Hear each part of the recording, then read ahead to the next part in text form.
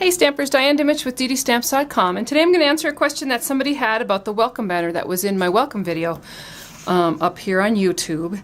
And it was how I did the Celebrate banner. So what I did is I took some of our banner pieces, these are the canvas pieces, and I also took some of our designer series paper. This is actually cut 4 by 6. And to get what I wanted on my banner, I just went ahead and lined that up to the top of my banner. Excuse me, I lined it up to the bottom of my banner with what I wanted to show on the front, and then I flipped it over and I traced with a pencil the shape of that banner and then just trimmed off the piece. And I actually trimmed it off because I knew I would probably use that extra little triangle into another piece of the banner, and when I show you the picture you'll see that I did. Then what I did is I took the banner and I sprayed it with stencil, but I just attached this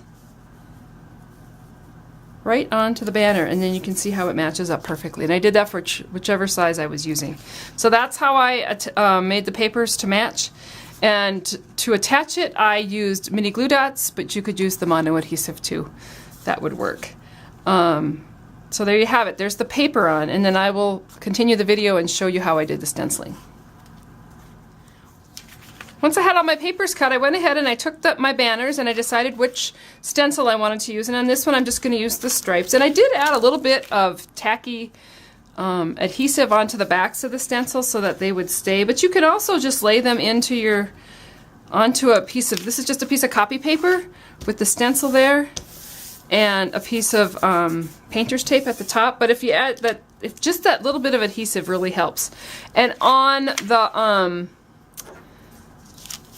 Celebrate banner, I actually took one of our spray bottles and I added rubbing alcohol and some drops of re-inker, about 20 drops of re-inker to the alcohol, and then you're going to mix it up.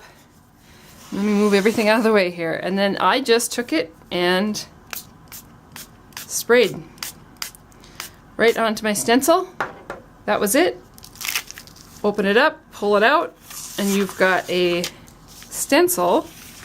Let me move this out of the way. That is colored fairly quickly, and the rubbing alcohol in that, it is going to bleed a little bit when you use this technique, but I just like the way I like the looks of this, and I like some other techniques too. I'll be adding those on at the end. But then when you take your paper and you go over the top, it's going to cover up that hole. That's going to not be seen. So then you can see how you've got your banner. And that's how I did them. Pretty simple. Some of the other techniques that I've done is I've taken my stencils, and this happens to be the dotted one, and I added in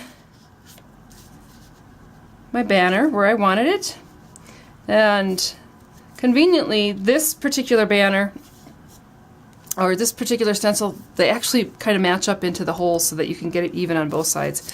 And on this one I wanted it to be not so bled out. I wanted it to be real specific where I wanted those dots. I want them between these pieces of painter's tape, and I'm just going to take a sponge dauber and get some ink on there and then smear it in all the way into every hole.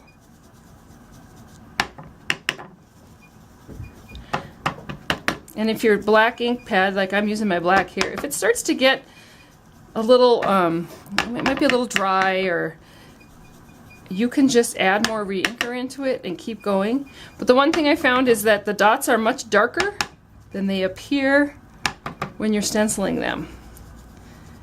And that's how you get that look. And I used that on my spooky banner, but when you pull this up you'll be able to see there's your black dots on your banner. Now these stencils are great because you can do them onto our muslin bags or our any fabric or the canvas or even paper. So the last one I'm going to show you quickly is using the chevron, and I'm going to lay this banner in there. You can see that I've used these over and over and over for classes, and I just at this point I'm keeping them on here as long as I'm still using the same color. This is pumpkin pie. When I go to change colors I'll just throw these in the sink and wash them and then get clean paper on the bottom. So this one I'm going to use pumpkin pie, and this time I'm just using 1/4 of our sponges, and I'm going to get some ink on that and then just twirl it. Twirl the color on. And what I found is if you twirl the color on, it gets, oops, it gets on there a little more even and not so blotchy. So you just want to twirl and twirl and twirl and twirl. And so there's 3 different techniques, the sponge dauber, the sponge, and the spritzer, on how to color our banners. And then that gives you a really quick background. So there's a couple of techniques with the banners. And for those of you who have other questions that you need answered, please feel free to ask me. I would love to do a video to show you any techniques. If I don't know what you're talking about, I will contact you and we'll try to figure it out. And if I don't know the technique, I can certainly find out from somebody and get help. So anyway, thank you, and enjoy the day.